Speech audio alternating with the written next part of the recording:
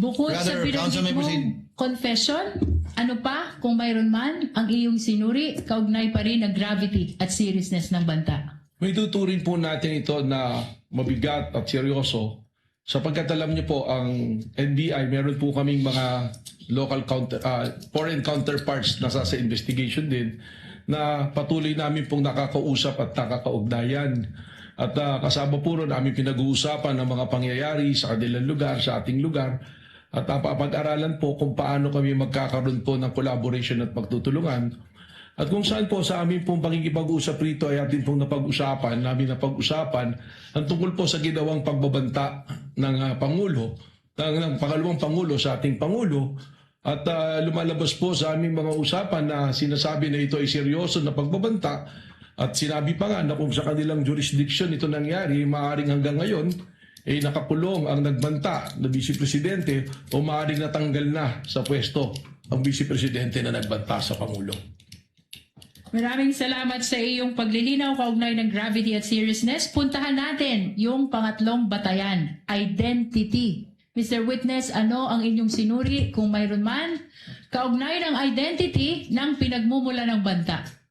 Ito naman po ay malinaw na na-establish na ng identity at hindi naman po ito itinanggi. Paulit-ulit naman na inamin na ang nagbanta, ang napausap ng papatay ay ang ating pong Vice Presidente na si Vice President Sara Duterte. Bukod sa Vice Presidente Sara Duterte na tinukoy mong pagkakakilanlan ng nagbanta, ano pa o sino pa kung mayroon man, Mr. Witness, ang inyong sinuri dito sa pag-aaral ng identity o pagkakakilanlan?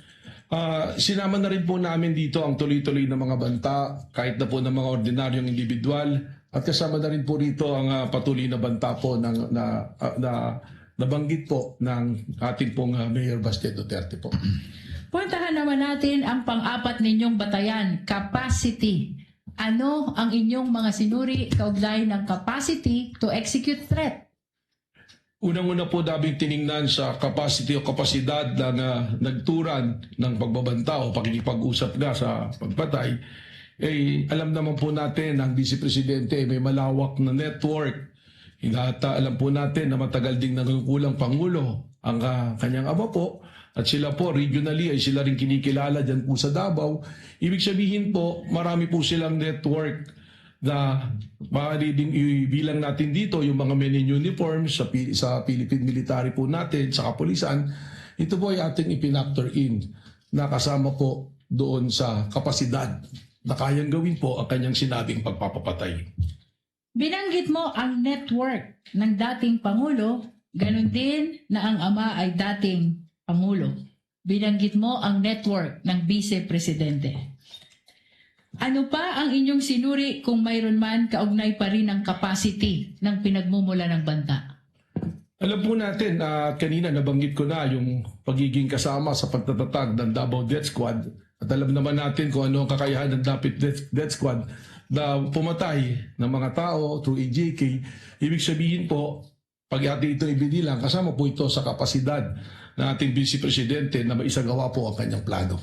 At bukod sa inyong pagsusuri dito sa Davao Death Squad, ano pa kung mayroon man ang inyong sinuri kaugnay pa